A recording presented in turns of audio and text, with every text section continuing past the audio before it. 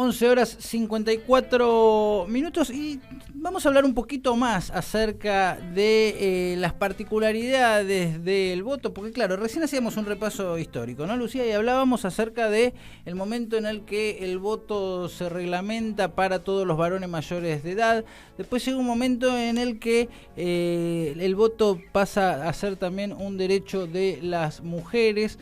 Un momento en el cual se simplifican las cosas para las personas de géneros no binarios, con esto de dejar de dividir las mesas entre mesas de varones y mujeres. También hablábamos de el voto joven, aquellos muchachos y muchachas de entre 16 y 18 años que empiezan hace poquitos años, a partir del año 2012, poder votar. Bueno, ¿qué pasa con las personas con discapacidad? Para hablar de este tema tenemos del otro lado del teléfono a Fernando Galarraga. Fernando Galarraga es el titular de la Agencia Nacional de Discapacidad, la ANDIS, y bueno, y nos va a instruir, vamos a decir, un poquito sobre el tema. ¿Cómo estás, Fernando? Un gusto conversar con vos. Juan Martín te saluda desde Radio Caput, me acompaña Luciano Gara. Hola, Juan Martín, buen día para vos, para Lucía y para la audiencia, por supuesto. Un gusto también para mí charlar en la mañana con ustedes. Bueno, uno se pregunta, Fernando, porque claro, uno sabe que desde el punto de vista de la legislación, desde el punto de vista legal, las personas con discapacidad, por supuesto, no tienen ningún impedimento para votar, pero después uno sabe que existen otro tipo de barreras que muchas veces atentan contra ese derecho. Y entiendo, bueno, que justamente ustedes vienen trabajando fuertemente para que el derecho del voto de las personas con discapacidad sea efectivo, ¿no? Sobre todo, nos interesa conversar también hoy con vos, cuando nosotros hace un ratito arrancábamos el programa hablando de la importancia de que todos los ciudadanos y ciudadanas lleven adelante su derecho al voto, es decir, que no haya personas que por distintos motivos terminen decidiendo no ir a votar. Por eso, lo que tengas para contarnos en este sentido es muy importante. Bueno, preguntarte un poco eso, ¿no? ¿Cuáles son las barreras con las cuales uno se puede llegar a encontrar y cuáles son los antídotos? Te escuchamos. Bueno, gracias por el llamado. Lo primero es resaltar lo que vos dijiste al principio. Las personas con discapacidad tienen tanto el derecho como la obligación, como todos los ciudadanos en la Argentina, de participar, de ser protagonistas del proceso electoral, en este caso a través del voto. Y esto es importante resaltarlo porque hay mucha gente que piensa que no tienen obligación, que por ser personas con discapacidad no están convocadas a ser parte del proceso electoral, a votar, etcétera, etcétera, etcétera. Entonces, eso es lo primero que creo que toda la ciudadanía tiene que tener en cuenta, no solo las propias personas con discapacidad, sino todos los actores. Y nosotros trabajamos mucho desde el año pasado ya con la Cámara Nacional Electoral, con la Dirección Nacional Electoral, la agencia, para de alguna manera comenzar el proceso de levantar las barreras que hoy todavía persisten para que las personas con discapacidad voten en forma autónoma. Y las barreras son múltiples. Una de ellas es el acceso a la información, la otra es los centros de votación, que muchas veces son inaccesibles. Hay personas con discapacidad que requieren toda la información en lectura fácil o en lengua de señas, etcétera. Todas estas cuestiones que son barreras, estuvimos trabajando y planteamos una acción nacional que venimos desarrollando ya desde principio de año. Por ejemplo, tuvimos capacitaciones con los partidos políticos, con todos los apoderados, para que se incorpore más paulatinamente la comunicación accesible de las propuestas electorales, después con los secretarios de los juzgados con competencia electoral y los jueces, para que ellos propicien desde su jurisdicción, desde lo que le toca intervenir en la elección, el voto de las personas con discapacidad, incluso hasta con las fuerzas de seguridad y con los presidentes de mesa, que son actores clave en cada escuela. Vos cuando llegás a una escuela a votar te encontrás con la gendarmería, con el comando, y después el presidente de mesa, que es el quien decide en el momento todo lo relacionado con el acto electoral en sí, ¿no? Y bueno, esas personas fueron capacitadas, se les dio mucha información, se trabajó un montón para que por lo menos conozcan el tema y además tengan recursos a la hora de si tienen dudas, si se presenta alguna dificultad, si saben o no saben justamente, digo, cómo resolver alguna cuestión, tienen un montón de información y además tienen un canal directo hacia la agencia para poder comunicarse con nosotros y poder evacuar cualquier duda que pueda surgir. Bien, bien. Entonces, y hay, se me ocurre, ¿no? Algunas que son las dudas o los problemas más frecuentes que aparecen. A uno se le ocurren intuitivamente algunos, pero esto, digo, vos lo debes tener más claro, ¿no? ¿Cuáles son estas cosas que surgen con mayor frecuencia? Digo, las personas, las personas ciegas al momento de ingresar al cuarto oscuro pueden ingresar acompañadas o no, las personas que están en silla de ruedas y se encuentran con una escalera, ¿cómo se resuelve esa situación? Bueno, no sé si nos querés contar cuáles son capaz esos problemas más frecuentes y cuáles son las posibles soluciones. Claro, y cada discapacidad en sí plantea retos diferentes a superar, ¿no? Muchos que tienen que ver con los prejuicios y otros con barreras concretas. Digo, uno de los prejuicios más habituales es la infantilización de las personas con discapacidad intelectual, personas con síndrome de Down, etcétera. Es muy común que las autoridades de mesa piensen que esas personas no tienen que votar o no tienen derecho a votar, o que su voto en todo caso va a ser direccionado por el padre, la madre, el hermano o la persona que lo acompañe, y eso realmente no es así. Ellos tienen la capacidad y la posibilidad, y hay mecanismos que se vienen implementando para que conozcan la oferta electoral y puedan tomar esa decisión y elegir votar. Lo segundo es las personas con discapacidad auditiva, que muchas veces, por no contar con un intérprete de lengua de señas, no se pueden comunicar con el presidente de mesa, no se logra ese vínculo indispensable en ese momento, y muchas personas sordas no van a votar justamente por no contar con esa herramienta. Hoy nosotros hemos resuelto eso con una plataforma donde los presidentes de mesa se comunican con la agencia, hay intérpretes disponibles para hacer la intermediación a través de cualquier celular y resolver la barrera comunicacional que puede existir en ese momento. Lo hicimos en 2021, fue un éxito, y lo volvemos a implementar ahora en 2023, en este año tan especial y tan significativo. Y después las personas ciegas, que era lo último que mencionabas, claramente es uno de los campos donde todavía tenemos una deuda importante, porque hay que resolver normativamente la información accesible en las boletas, ¿no? Por eso es que existe el voto asistido, que es la herramienta que por el momento se puede implementar. Si bien seguimos trabajando para resolverlo, el voto asistido es que la persona con discapacidad visual puede entrar al cuarto oscuro con una persona de apoyo, ¿no? Con un asistente, con un acompañante, que puede ser la persona que ella decida o el presidente de mesa. Ajá. Bien, y ahí vos qué recomendás en ese caso. Digo, si uno puede ir con una persona, la pregunta es, ¿podría pasar que el presidente de mesa te termine cambiando la boleta? ¿Tendría que ser, se fiscaliza eso? No hay manera. No hay manera. Incluso tiene que ver con qué piensan los fiscales. Muchos fiscales entran a acompañar al presidente de mesa para monitorear eso. Pero para despejar eso, lo mejor es ir con una persona de tu propia confianza, y está habilitado, digamos. Yo entro muchas veces con mi mujer, he entrado con mis hijos a votar, con mis hijos más grandes, etcétera, ¿no? Como para resolverlo. A veces también para hacerlo parte, digamos, ¿no? Y para que el presidente de mesa de alguna manera se involucre en la situación. Lo invito a que me acompañe. Después me tiene que dejar solo, ¿no? Yo me quedo solo para yo meter la boleta en el sobre. Ajá. Y eso a ver, muchas veces he entrado con el presidente de mesa y me dice, bueno, decime a quién querés votar que te doy la boleta. Eso no bueno, puede pasar. Yo pensé que está bueno esto que aclarás. Entonces, si entra el presidente con todos los fiscales, lo que hace el presidente a la vista de los fiscales es señalarte dónde está cada boleta. No es que miran qué boleta efectivamente terminó, no es que todos se enteran a quién votaste. Ellos lo que te dicen es boleta 1, boleta 2, boleta 3, la izquierda, etcétera. Te va diciendo todas las opciones electorales, ¿no? Frente, Unión por la Patria, Cambiemos, lo que sea. Es complejo porque es imposible retener la posición exacta de donde está todo el mundo. Claro. Y más en este caso que son un montón de boletas. 45 boletas ahí.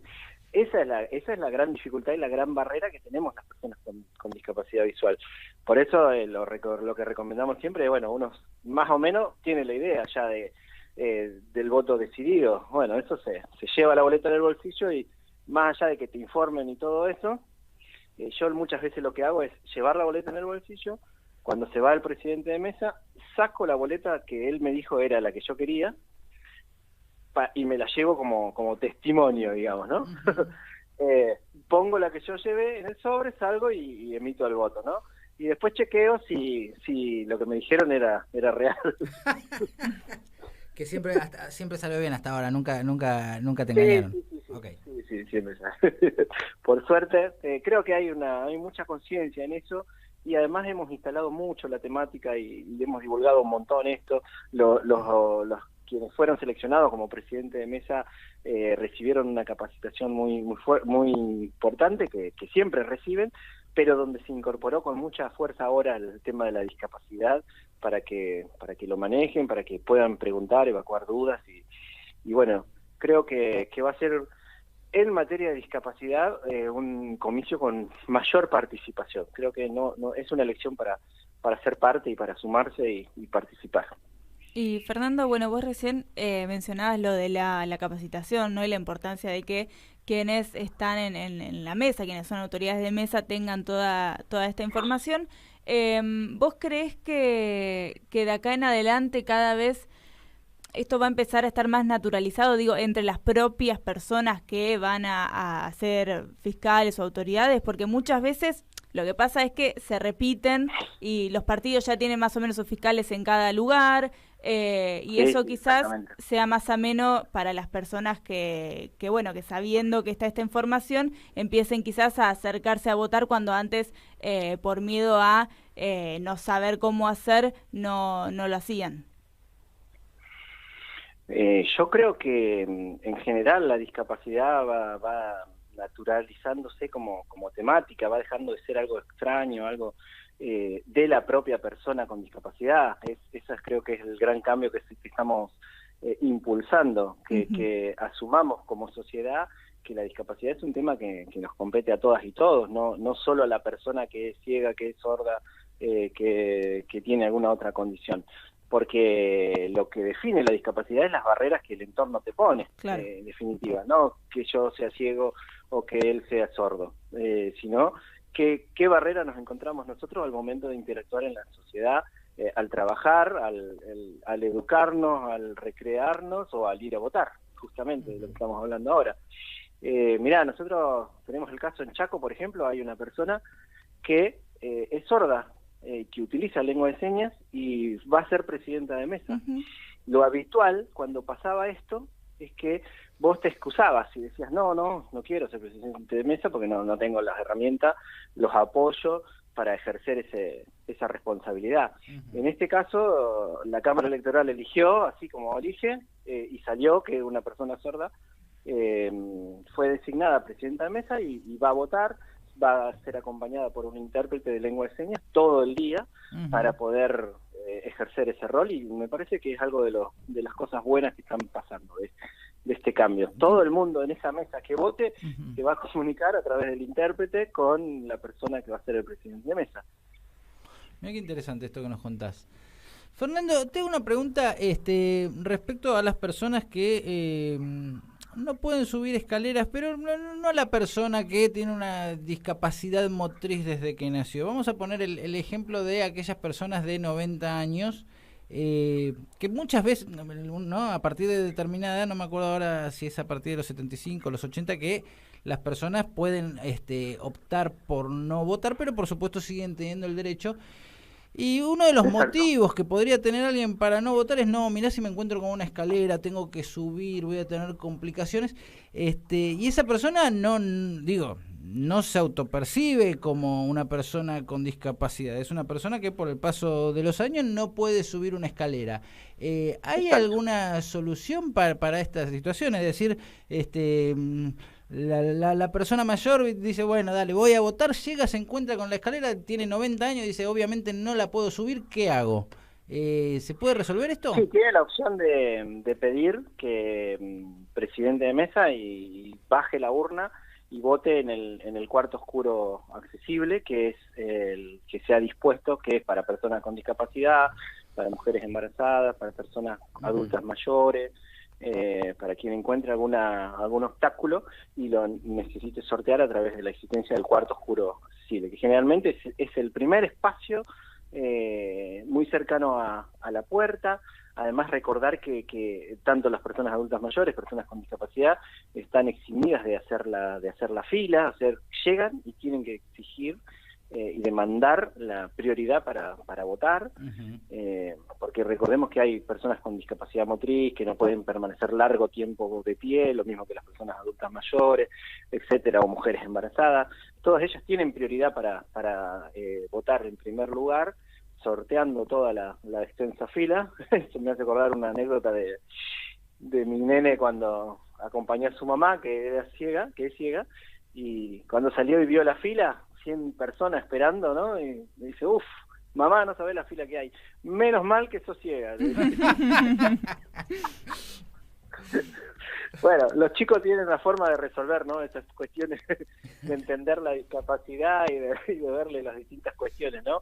Pero es importante que la gente sepa que está esta situación y que no es un privilegio, es una herramienta, es una cuestión de apoyo y de tener en cuenta cuál es la condición de la persona y por qué se utiliza esta situación, ¿no? Por qué se dispone este mecanismo. Y Fernando, ustedes desde Andis hicieron una acción nacional por el voto accesible, que si no me equivoco tiene recursos y todas estas medidas que recién estábamos hablando. ¿Hay algún lugar en el que nuestros oyentes y oyentas puedan ir a buscarlo para tenerlo a mano el día de la elección? Sí, entrando en Mi Argentina, encuentran en la página argentina.gov.ar /Andis, ahí está toda la información, hay cuentas de correo, hay WhatsApp, hay distintos mecanismos para poder encontrar toda la información. Hay una gran cantidad de material que se puede bajar en formatos accesibles, por supuesto, en lectura fácil, videos en lengua de señas. Todo ese material está ahí a disposición. Y lo importante además es destacar que este trabajo se hizo en conjunto con la Cámara Nacional Electoral y con la Dirección Nacional Electoral, que son los dos organismos fuertes con competencia en materia electoral, que desde hace tiempo nos vienen prestando toda su colaboración y enorme predisposición para que resolvamos toda esta situación de ir eliminando barreras y garantizando derechos. Bueno, Fernando, la verdad fue un gusto conversar con vos y nos mantenemos en contacto. Por supuesto, el domingo, si llega a nosotros estaremos llevando adelante un seguimiento de las elecciones, así que también en cualquier cosa, por supuesto, estamos a disposición como medio de comunicación. Gracias, Juan Martín. Nosotros vamos a todo lo que surja el domingo en esta nueva elección, paso tan significativa, a 40 años de haber recuperado la democracia, vamos a, sin duda, a aprender mucho y a recoger mucha información, porque nuestro desafío es que en octubre avancemos mucho más todavía, así que va a ser una jornada intensa de trabajo y fundamentalmente de celebrar la democracia una vez más en Argentina. Te mandamos un fuerte abrazo. Gracias, Abrazo, Lucía, Juan Martín, gracias. Chau, chau. Hablábamos con Fernando Galarraga. Él es el titular de la Agencia Nacional de Discapacidad, la ANDIS. Y qué importante es esto, porque me imagino que a uno quizás le puede dar vergüenza decir, uy, tienen que traer, no sé qué, no quiero molestar. Es un derecho, ¿no? Es un derecho, y que los presidentes también de mesa tengan esa información es muy importante, porque eso facilita muchísimo. Así que es una gran noticia saber que además en la capacitación también fueron capacitados con todas estas herramientas que nos contaba recién Fernando. Muy bien. ¿Qué hacemos? ¿Un poco de música? Claro, vamos a escuchar a... vamos a escuchar al Indio. Dale. Pero vamos a hacer esta canción del Indio que me gusta mucho. Él la hizo cuando estaba de viaje a Nueva York y dice, hablé un poco de las cosas que vi y de paso aproveché la distancia para decir que los extrañaba a todos. Para que recibas tu hamburguesa calientita.